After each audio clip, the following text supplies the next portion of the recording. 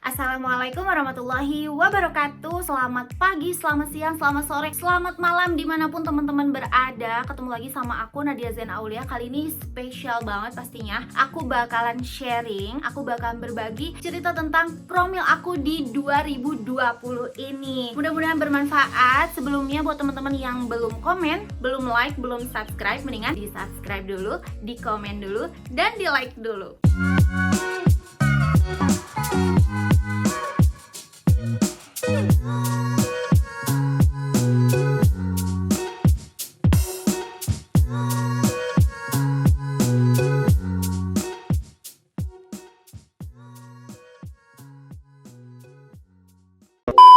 Oke, jadi langsung aja aku bakalan cerita di sini santai aja. Mudah-mudahan sharing aku ini bermanfaat ya. Sebelumnya sih aku udah share di sosial media aku di Instagram, tapi karena berhubung di Instagram itu story itu kan dia kepotong-potong gitu. Dan ternyata setelah aku sharing itu masih banyak banget sampai sekarang teman-teman yang tanya tentang promil aku. Makanya di sini aku bakalan bikin di channel YouTube aku bakalan ceritain secara gamblang dari A sampai Z. Mudah-mudahan informasi ini bermanfaat buat teman-teman pejuang garis 2. Tetap semangat semuanya. Nah, jadi sekarang aku bakalan ceritain dulu. Awal 2020 ini aku dan suami memang kita berniat untuk promil serius lagi nih. Setelah kita pernah promil serius itu di tahun 2017. Waktu 2017 itu aku pernah menjalani inseminasi di Bandung, tepatnya di Rumah Sakit Limijati di BFC. Qadarullah belum berhasil. Terus dari kurun waktu 2018 sampai 2019 akhir itu kita promil alami aja di rumah. Kita nggak melakukan promil yang serius, yang khusus. Kita hanya melakukan hidup sehat, olahraga teratur, berhubungan teratur. Akunya nggak pakai KB, suami aku juga kebetulan kan nggak ngerokok. Terus kita nggak konsumsi vitamin apa-apa saat itu selama 2 tahun itu, karena memang 2018-2019 kita juga sambil merintis usaha kan. Jadi benar-benar kayak sambil-sambil aja, yang penting kita hidupnya sehat di rumah, nggak yang promil gimana banget. Dan ternyata sampai 2019 akhir aku belum kunjung hamil. Makanya dari itu aku dan suami itu memutuskan untuk promil serius lagi di awal tahun 2020. Waktu awal tahun itu sebelum kita konsul ke dokter, aku dan suami itu memutuskan untuk mengkonsumsi saffron. Jadi di awal tahun itu aku sengaja beli saffron. Nah, jadi dia bentuk saffronnya seperti ini. Ini aku nggak endorse sama sekali ya, benar-benar beli sendiri. Pertama yang aku konsumsi ini saffron dari Savorin. Terus ini juga ada saffron. Ini aku nggak tahu dari brand apa. Yang jelas yang satu lagi nih aku belinya di Shopee. Kalau ini aku langsung belinya di akun mereka ya. Teman-teman bisa langsung cek aja di Instagram ada. Aku konsumsi ini dulu dari awal tahun, dari Januari itu, setiap sebelum tidur. Jadi kenapa aku konsumsinya sebelum tidur? Karena ternyata saffron itu bikin tidur kita lelap banget. Makanya aku konsumsinya dari sebelum tidur. Sebelum-sebelumnya nih, tahun-tahun sebelumnya aku nggak konsumsi ini ya. Jadi ini benar-benar dari awal tahun banget aku konsumsi saffron ini. Aku konsumsi ini secara rutin, terus setiap malam sampai pada bulan Juli. Itu kan obrolan aku sama suami ini di awal tahun kita memutuskan untuk program serius lagi. Dan alhamdulillah bulan Juli aku sama suami tuh kerjaan nggak terlalu padat istilahnya. Jadi kita bisa fokus ke promil kita. Di situ aku memutuskan untuk konsultasi dengan dokter. Kali ini dokter yang aku pilih namanya itu Dokter Anita Rahmawati. Beliau ini prakteknya itu di RSIA Geraha Bunda, Bandung. Terus di Klinik Aster, di Rumah Sakit Hasan Sadikin, dan di Hermina Arcamanik. Nah, jadi aku tahu Dokter Anita ini dari salah satu teman aku, rekomendasi teman aku juga. Teman aku ini juga sama, beliau promil sama Dokter Anita dan alhamdulillah berhasil. Itu jadi salah satu motivasi juga ya buat aku. Selain karena memang teman aku juga berhasil, aku juga merasanya kayaknya nyaman deh kalau kita konsultasinya dengan dokter perempuan, karena sebelumnya itu aku biasanya tuh ke dokter laki-laki terus sebelum-sebelumnya ya. Jadi kali ini aku pengen ke dokter perempuan karena kayak lebih nyaman, terus kayak lebih leluasa, enak aja gitu kan ceritanya. Makanya aku langsung hubungi dokter Anita. Nah, aku langsung daftar, aku langsung cari jadwal praktek beliau, dan ternyata saat itu kebetulan beliau ada praktek di Rumah Sakit Graha Bunda Bandung. Jadi di bulan Juli, aku dan suami itu memutuskan untuk langsung berangkat ke Bandung untuk menemui dokter Anita untuk konsultasi langsung. Alhamdulillah, nyampe Bandung, aku langsung ke Rumah Sakit Graha Bunda. Di sana ketat banget ya.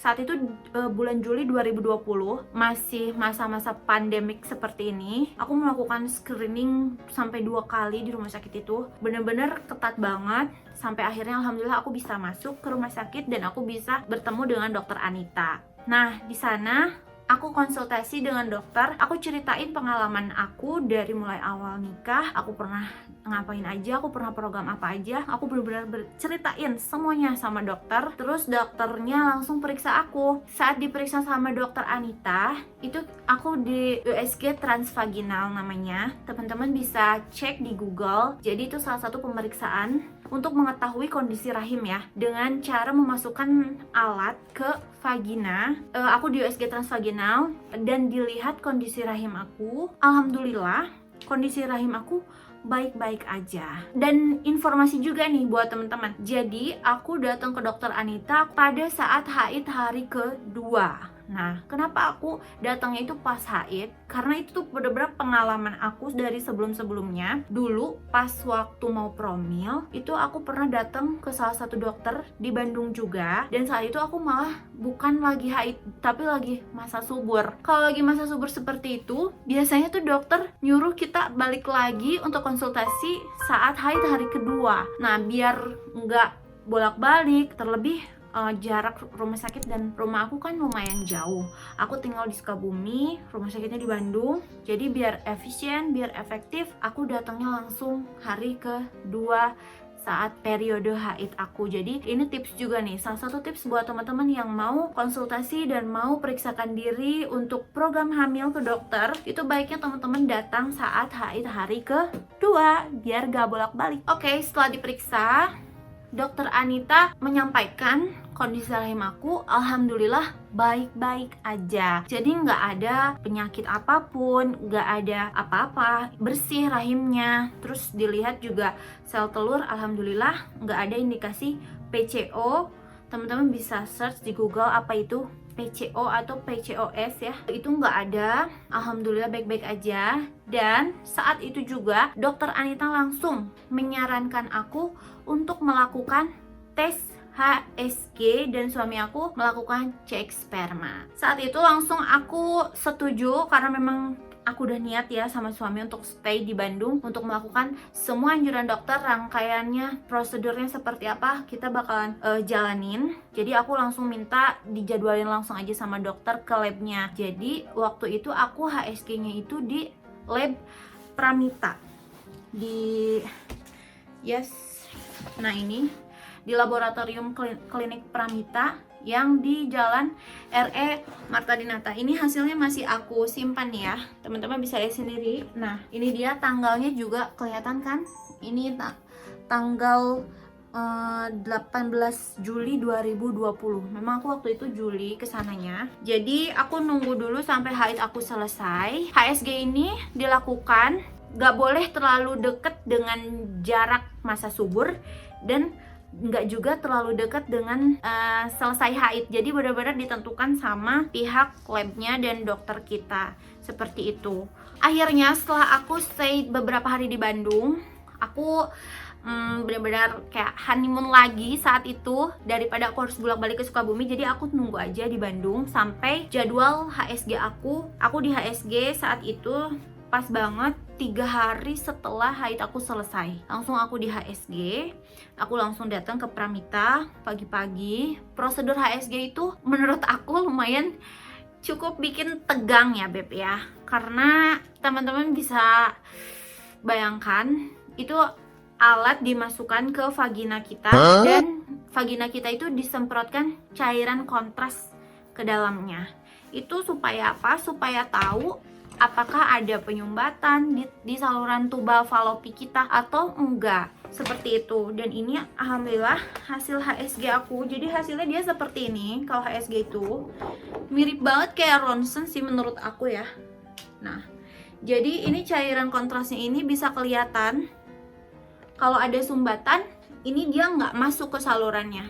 Rasanya, aku ini bukan nakut-nakutin ya, tapi ini sebagai persiapan juga nih buat teman-teman. Jadi pengalaman HSG aku yang aku rasain, menurut aku HSG itu mulus ya, sakit, tapi nggak yang sakit gimana banget sih. Ada kayak sedikit mulus aja di area rahim kita. Justru katanya aku dengar-dengar sih, aku kurang tahu ya ini pernyataan benar atau enggak. Katanya kalau mulus itu justru bagus, artinya si cairan kontras masuk ke saluran tuba falopi kita, seperti itu. Teman-teman pejuang garis 2 yang memang direkomendasikan sama dokternya untuk melakukan HSG, itu mendingan di HSG aja sih menurut aku. Karena apa? Karena dengan HSG ini kita bisa tahu kondisi rahim kita, kondisi saluran tubanya tersumbat atau enggak, ada miom atau kista atau enggak. Terus pokoknya teman-teman bisa lihat dia hasilnya seperti ini.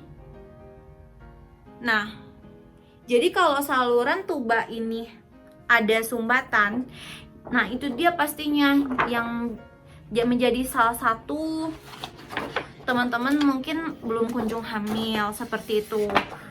Istilahnya itu tubanya paten atau enggak gitu loh. Nah nanti kalau udah keluar hasil, dia seperti ini hasilnya. Ini dia yang kita bawa ke dokter lagi. Kita sampaikan lagi ke dokter, ini hasil dari labnya. Ini yang kita bawa, dan alhamdulillah hasilnya kedua tuba masih paten. Posisi uterus lateroretrofleksi kanan, aku kurang ngerti ya ini apa. Tapi pas aku konsultasikan ke dokter, aku bawa hasil ini, dokter bilang semuanya baik-baik aja. Yang harus aku lakukan adalah memperbaiki frekuensi berhubungan. Ya, jadi sini penting banget nih buat teman-teman yang mau promil, yang lagi promil. Di sini harus diperhatikan frekuensi hubungan dengan suami ya. Jadi jangan hanya seminggu sekali, itu benar-benar harus selang-seling sehari sekali. Bagusnya itu seminggu kurang lebih 3-4 kali menurut dokterku. Jadi kalau bisa tuh selang-seling, jangan setiap hari banget. Jadi misalnya Senin, Selasa libur, terus Rabu berhubungan, Kamis libur. Nah bagusnya seperti itu. Oke, jadi aku saat itu pulang dari Bandung bener-bener kayak nggak diresepin apa-apa sama dokter, sampai aku minta resepnya sendiri sama dokter. Yaudah deh dok, aku promil sendiri di rumah, promil alami di rumah, kira-kira aku harus konsumsi apa ya. Terus dokternya bilang konsumsi aja asam folat dan vitamin. Untuk laki-laki itu bagusnya vitamin C, untuk perempuan biasanya vitamin E, seperti itu. Dan oh iya, hasil suami juga alhamdulillah saat itu baik-baik aja.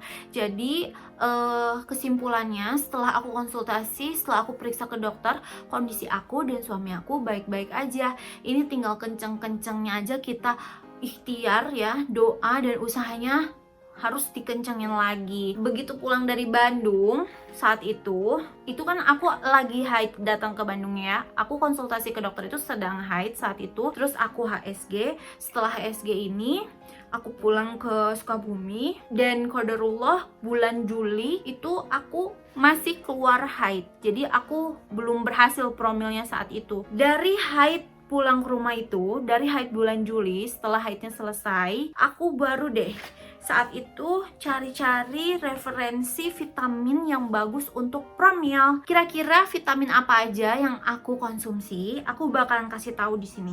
Pertama, karena dokter merekomendasikan aku untuk mengkonsumsi asam folat, aku konsumsi ini. Ini dari Blackmores, asam folat.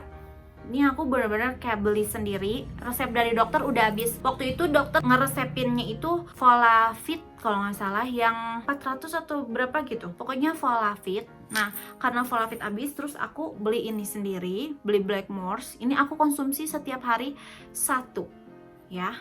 Yang kedua, aku juga konsumsi ini. Setelah selesai haid langsung aku konsumsi vitamin E dari Sequel. Ini vitamin E yang 400 mg. teman-teman bisa sendiri ya. Nah, jadi yang aku konsumsi 2 ini. Terus yang suami aku konsumsi pertama ini, suami aku juga konsumsi vitamin E yang 400 mg, Sequel juga. Terus tambahannya untuk suami aku, karena kata dokter untuk suami itu bagusnya biasanya vitamin C, aku konsumsi ini untuk suami. Nah, ini vitamin C Max 1000 non, pokoknya ini nih teman-teman bisa sendiri ya. Jadi ini dia yang aku konsumsi, ini yang suami aku konsumsi, dan ini yang aku konsumsi. Ini aku konsumsi itu setiap pagi 1 kali aja. Dan kalau malamnya aku minum ini. Jadi dari awal tahun, tadi aku udah bilang kan dari awal tahun aku konsumsi saffron. Sampai bulan Juli kemarin aku terusin konsumsi saffron ini. Aku mix dua-duanya karena sayang juga kan, takutnya jadinya nggak habis.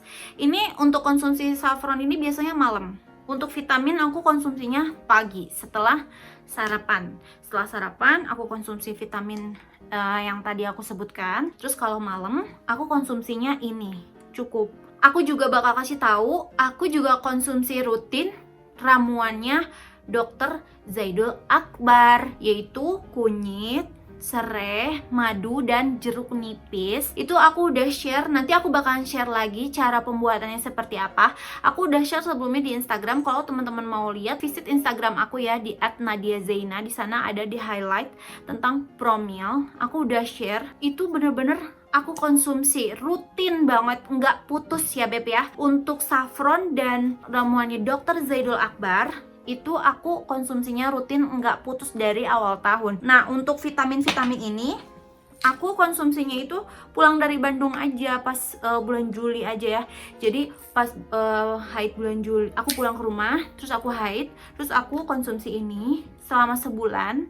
Aku juga waktu bulan Juli itu dikirimin susu kolostrum sapi sama mamaku. Konon katanya itu bagus banget buat badan kita, buat sistem imun kita, dan banyak banget kandungan gizi dan manfaatnya. Alhamdulillah bulan Agustusnya aku positif hamil gitu. Jadi itu dia pengalaman promil aku ya. Dan aku sarankan nih buat teman-teman yang lagi program hamil. Nah, aku sarankan banget itu teman-teman wajib banget konsultasikan dulu ke dokter.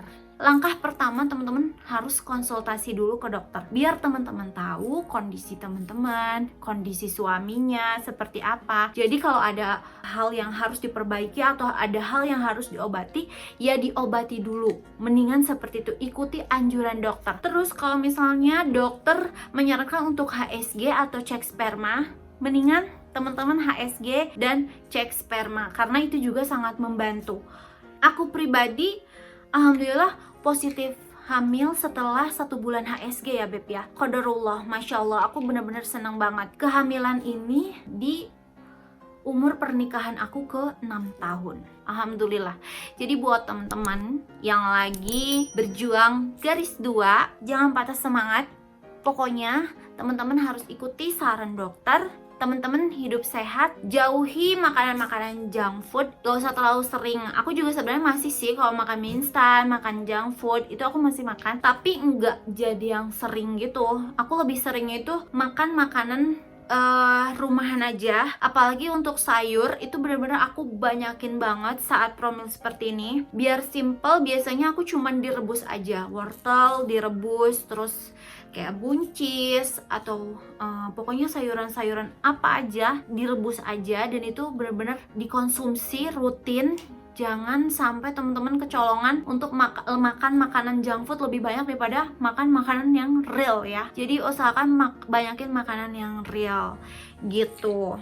Ini awal Februari aku memasuki ke 26 minggu kehamilan. Mudah-mudahan teman-teman yang sedang berjuang untuk garis 2 segera Allah ijabah doa teman-teman. Selain usaha nyata, ada yang lebih penting yaitu doa dan usaha kita terhadap Allah. 1, aku dari awal tahun karena baca-baca dari beberapa sumber, aku benar-benar kayak mengamalkan banget dan jangan sampai putus. 1, teman-teman baca surah Maryam 1-11. Itu dibaca setiap hari, kalau bisa setelah sholat, setelah sholat. Aku biasanya sehari 2 kali, maghrib dan subuh. Nah itu aku bacain terus. Jangan lupa banyakin istighfar, terus juga banyakin sodakoh. Nah ini aku bukan mengajarkan ya, aku bukan bermaksud untuk menggurui, bukan bermaksud untuk so pinter, tapi ini bener-bener aku sharing pengalaman aku. Nggak hanya ikhtiar lahiriahnya aja, tapi batin kita juga harus ikhtiar ya untuk mendapatkan momongan ini. Mudah-mudahan teman-teman tetap semangat, jangan patah semangat. Intinya fokus. Buat teman-teman yang mau promil harus fokus, harus berjuang berdua dengan suami, jangan hanya salah satu aja. Jadi yuk ajak suaminya ngobrol, atau untuk para suami ajak istrinya ngobrol. Menurut aku sih nggak perlu malu ya untuk datang ke dokter, nggak perlu takut, nggak perlu males. Justru itu kita, kalau misalnya memang kita peduli dengan kesehatan kita harus periksakan diri dulu ke dokter.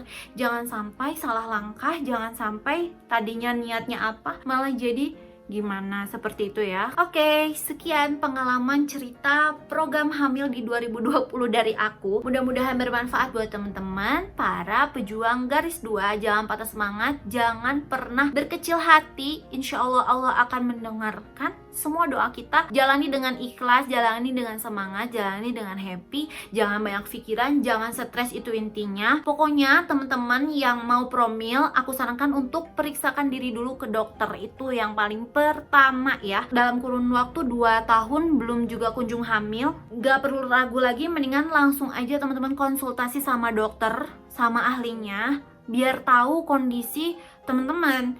Jangan diterka-terka, pokoknya langsung aja konsultasikan dulu, ikuti saran dan anjuran dokter, dan yang pasti jaga kesehatan, jaga mood kita, jangan sampai stres, jangan sampai terpengaruhi sama omongan-omongan orang. Aku ngerti banget penantian momongan itu seperti apa. Kadang kitanya sama suami happy, justru malah orang lain justru yang kayak tapi itu nggak perlu teman-teman dengerin. Itu bukan hal yang penting yang harus teman-teman dengerin. Yang harus teman-teman lakukan adalah periksakan diri ke dokter, ikhtiar. Intinya lakukan apa yang harus kita lakukan. Nggak perlu ya teman-teman ngedengerin omongan-omongan orang. Ada yang ngomong gini, ada yang ngomong gini. Itu bukan kewajiban teman-teman untuk mendengarkan. Tutup telinga, tetap berikhtiar, fokus ke depan, jangan stres, tetap happy, ikhlas. Pokoknya Allah Maha tahu waktu yang terbaik untuk kita. Oke, cukup sekian sharing pengalaman promil dari aku di 2020 ini. Mudah-mudahan buat teman-teman yang sedang menanti, Allah berikan kekuatan sama hati teman-teman, Allah berikan kelancaran, Allah berikan kemudahan, dan Allah segera ijabah doa teman-teman semuanya. Jangan patah semangat, harus tetap happy, jangan stres, ikhlas, jalanin semuanya. Insya Allah Allah Maha tahu kapan waktu terbaik untuk kita. Buat teman-teman jangan lupa, nanti aku bakalan sharing juga nih pengalaman kehamilan pertama aku di trimester pertama. Apa aja yang aku rasain, apa aja yang aku jalanin, dan apa aja yang aku makan. Nanti aku bakalan share di sana. Terima kasih teman-teman semuanya. Assalamualaikum warahmatullahi wabarakatuh. Terima kasih sudah menonton. Jangan lupa like, comment, share, dan subscribe. See you in the next video. Bye. Udah.